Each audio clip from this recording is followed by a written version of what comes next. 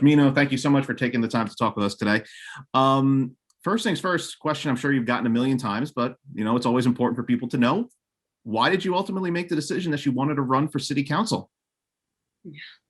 So I'm a immigrant from Dominican Republic, and I'm running for a district that is majority working class and people of color, where half of us are Latino and a third of us are immigrants. And in my work as a teacher, as an organizer, and an advocate, I have seen the injustices go over and over, happen again. And we know that we need to get into government to make systemic change. I would be the first Latina, woman of color, and immigrant to represent this district. So it's time.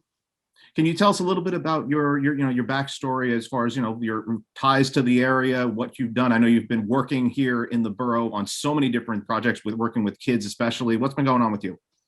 Yeah, so I've been working in schools for the last 18 years here in the district, in Bedford Park, and Norwood, and Kingsbridge, through my work as the executive director of People's Theater Project and as a theater teacher in the district.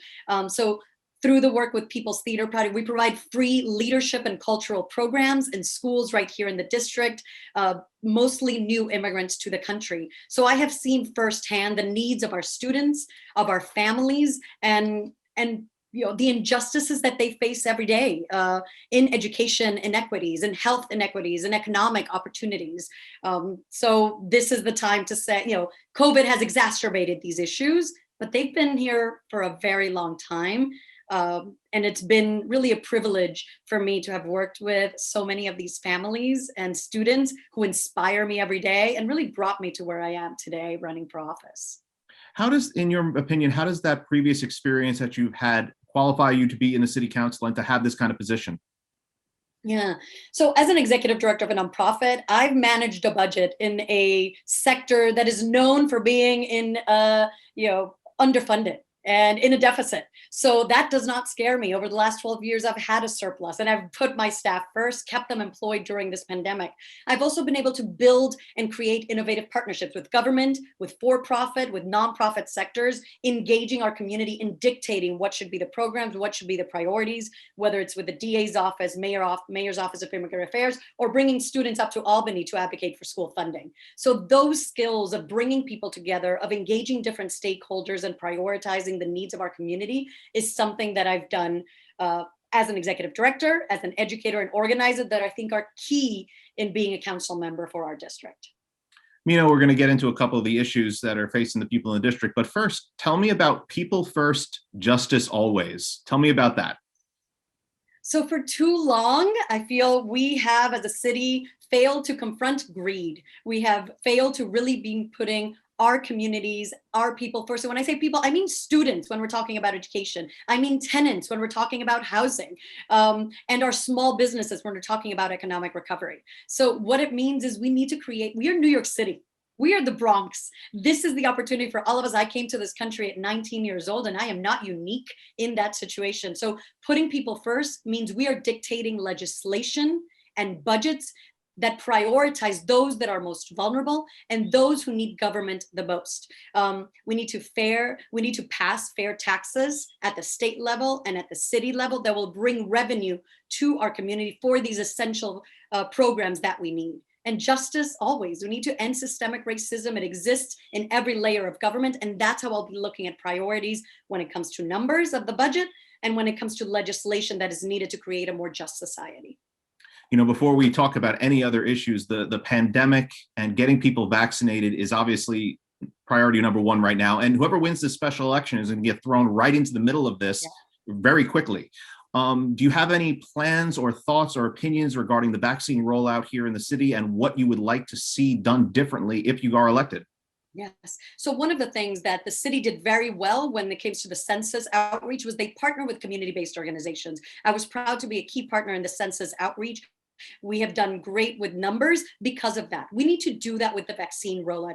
Our community-based organizations and grassroots and religious institutions know the community. The community trusts them. So being able to do pop-up shops in collaboration with them, connecting with them to limit the digital divide, to make sure that we're being culturally competent and educating our neighbors in why this is important and why we need to do it. So that'll help with the equitable distribution, because it's not only about efficient distribution, but equitable. Our Latino and Black community has been the most impacted. Some of the neighborhoods in our district have been the hardest hit, and they're not the ones being first receiving the vaccination. So that needs to be key in collaboration with community organizations. And to that point, what we saw in the pandemic and what really got brought to light was the inequality in education, and seeing that, depending on where you lived and what access you had, you may not have as much access to remote learning. You may not have the same ability to learn the way that other students may get to in other parts of the city. I know equality in education is a big thing for you. How would you address that from City Council?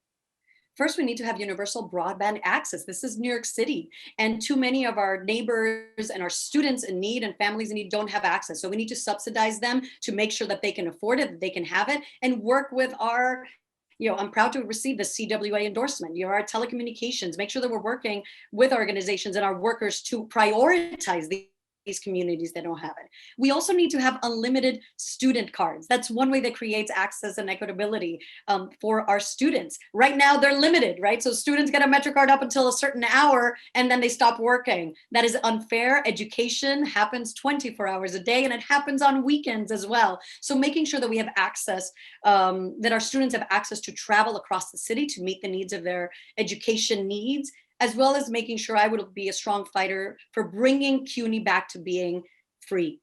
It was free at one point. This creates the middle class in our community, and it's an essential education component when we're talking about education and creating sustainability, is making sure that CUNY is also available to all of our residents here in the Bronx and New York City. I mean, I know you work with the young people here in the Bronx so often, and you get to speak with them, whether it be, from your job, or whether it get to be, I know you created a virtual arts summer camp when this summer youth program got cut. Are the young people here in the district, are they being affected in a way that we haven't really realized yet? I mean, just not education, but maybe have they been affected by everything that's gone on over the past year in a way that we haven't realized and needs to be addressed? Well, one of the things is they're traumatized. Many of our community members, many of our children and young people who I've spoken to, who I work with, have lost family members, have seen family members die. We're not able to be with them when they passed away. Some of them are struggling with hunger. Their parents are home attendants and have experienced death that they've been working with. So I think as we think about young people and how they're going through this, not only have many of them who have work that they help pay for the rent in their family have lost their job, but they've also suffered through loss. And as we think about bringing back our community and bringing New York City back to what it was, we need to make sure to center the social, emotional healing that needs to happen for our young people. And that's going to be key as we go back into schools. It is about the academic delay that we need to address, but also making sure we're creating space with trauma-informed education to meet the needs of our students. We've gone through one of the most difficult moments in our history, and our children have felt it firsthand. And you talk about the recovery as we now try to come out of this pandemic, over the next few months and, year probably. You go through the district, you see a lot of empty storefronts, you see a lot of small businesses that haven't made it, and those that are still around have struggled big time. What are your thoughts on the state of the small businesses in the district, and what can we do to help them out? Yeah, we have to help our small businesses. And I've been happy to have gone to speak to over 50 business owners. The majority of them, as is in New York City, are immigrant owned and family owned. So one of the first things is we have to pass the Commercial Job Survival Act that really helps them with negotiating with their landlords. We need to have commercial rent stabilization so that they're not priced out. And then for the empty storefronts, we need to pass a commercial vacancy tax, because right now it benefits the landlord to keep it vacant. They make more money that way than actually having to lower the rent and rent it to our small businesses. So we need to make sure to do that. And again, then the innovation. Closed businesses and empty storefronts do not help our community, the vibrancy of our community, the safety of our community. So having pop-up shops, right? In the Bronx, we need to have more of those. How do we work with developers from government, city council to make sure that we're creating temporary spaces for community gatherings, for cultural spaces, for bookshops and art studios? So really, how do we invigorate and create the vibrancy that the Bronx has, that our community has in these spaces that are already for those that have not been able to survive during this time? And what are your thought on another stressor for people? Obviously, is housing and where they're going to live. Can they pay their rent? Were they able to pay their rent prior to the pandemic? Is where they're living actually affordable or not affordable? So many issues involving housing and NYCHA and everything right here in the district. How do you address this? What needs to be done? That's one of the moments where I think it's key that we put people first. Having a moratorium for evictions is great. It is not enough. Because what happens in June when you owe 5 months of rent? If you haven't been able to pay it now, you will not be able to pay it then. I believe city and state need to work together. So we put money in the pockets of our tenants to make sure that we can subsidize them to pay the rent so that they can move forward and not start a life in debt or end up in eviction after the moratorium is over. We need to expand our rent stabilization for housing as well. We need to subsidize our tenants. That is the job of government, and that's how we're going to get out of this. I am the only candidate in this race who's not talking about an austerity budget. I believe an austerity budget supports the billionaires and millionaires and the wealthy, not everyday people. So we start the negotiations. I'll win and be immediately engaging with the budget. We start with how do we increase revenue, not where we make cuts. And tenants and affordable housing and increasing that accessibility is number one so that the homeless crisis doesn't continue to grow across the city. Where do you stand on police reform here in New York City, and what do you believe the role of the NYPD should be in establishing public safety here in the district? Yeah. So I believe the NYPD has an important role, which is preventing and solving violent crime.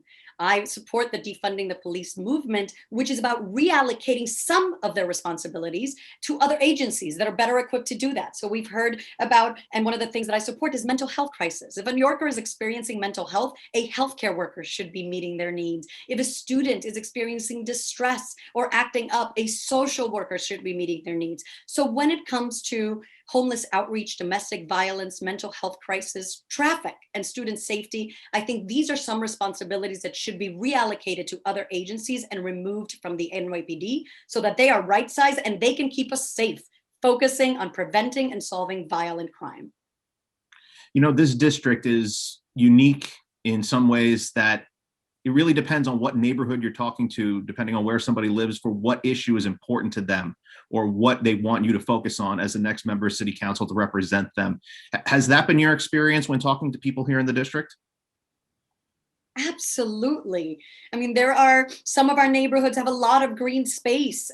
Others do not. And that's a big issue. Having more community space and green space, like Bedford Park, there's overdevelopment. We have a significant number of shelters. And in Wakefield, they are all located in Wakefield. So that's what our businesses say. We need to have less shelters here because it creates an impact in our community. So when you go to the different neighborhoods, you see what the needs are. Housing is in one, accessibility of transportation is in another. And that's something that I think is very unique, as you said, in District 11, but also a great opportunity for us to come together to listen to what are the needs and identify the needs directly from the residents of that community. Because what works in Norwood and what is needed in Norwood is different than what is needed in Riverdale or what is needed in Woodlawn. So it's about really taking the time to listen, to engage, and to be proactive about bringing all of the resources to those communities. To that end, and it could be something we already spoke about, but is there one issue that you feel overarching for the entire district really is a biggest issue for everyone right now? Or is it a matter of there's a lot of things we have to address? I mean, I would sum it up in the COVID recovery. It is about protecting our tenants, protecting our small businesses, making sure that we are prioritizing equitable education across the district, because that is all part of the recovery. We will recover from this, but we need to make sure that we're doing it in an equitable way and that we are using this as an opportunity to tackle systemic racism in housing, in education, in healthcare, because we have seen the healthcare access. So it's hard to pinpoint one because they're all connected. And I think that the recovery of COVID is our chance to address these. All right, you're an arts educator. I got to ask, how do we make sure that the arts continue to grow in this post-pandemic world? Because it was not easy to get people together to, show off their talents and their crafts. How do we keep this going forward? New York City is art. Art in New York City, culture in New York City is one. And as we think about recovery, culture will be guiding that process. Artists, not only economically, because we bring billions of dollars to the economy, but for our soul and for our community. So doing festivals outdoors, open streets is a legislation that passed. We're going to start in the streets as artists, and we're going to continue in the classrooms and making sure that arts education exists in the classrooms and arts is infused in every block in our community, to be able to move it forward, because we need to be telling, this is going to be a book or a play or a musical that we will write about in history one day, about how we got through COVID and how Bronx was leading the way. I think we may all need a little time before we go attend something along those lines right now, since we're all living it out. But I think you're 100% yes, right. One day. Yes, one day in the future. Mino, two quick questions, then I'm going to let you go. First thing, little fun thing for you. Fun fact about you. What is a fun fact about you that people may not know that you think voters might find interesting to know about you? So one fun fact is People's Theater Project started out at a school, a middle school for new immigrant students, when I was a volunteer peer mediator working with 8th graders. And out of that, the idea and my thesis and peace studies was starting PTP. And my very first group of students was the students that I had been working as a peer mediator in a school for new immigrants. You see it in your face when you talk about the People's Theater Project. I mean, what does that mean to you? What is that, just the success and what you've been able to do with that project mean to you? It is, I mean, it's been really inspiring. I mean, I started with the $400 I had saved from waiting tables, and we now have a staff of 31. We work with 1,000 students a year and have $1 million budget. I mean, these things, it means that the purpose and the mission and the listening happen. People's Theater started when we went out on the street and asked our community, what do you need? Would you like to be in a play? And they said, absolutely, claro que sí. So that meant they wanted to share their stories. They want to talk about their experiences, and their voices matter. So I'm very proud of what we've done, of being a leading cultural organization, grounded in being people of color and immigrant focused. And I think that has truly uniquely prepared me for the work that is of doing government and doing it creatively and making sure to center people's voices. Mino, last question for you. This is a race with many different candidates in it. This is also an election where ranked choice voting is taking place, so people can vote for more than one candidate. What do you want voters to remember about you and know about you, have in the back of their head when they go to cast their vote, so that when they see your name, they fill in that bubble next to your name? Yeah. So I would love to voters to know that I am the only immigrant and woman of color in the race, and I would be the first Latina representing the Northwest Bronx in this district. And I am the Working Families Party candidate, and I am proud of that. As a progressive candidate, I'm proud to be endorsed by the Working Families Party, working in coalition and co-governing with the rest of progressive leaders in the city and the state, and with our members in our community every single day.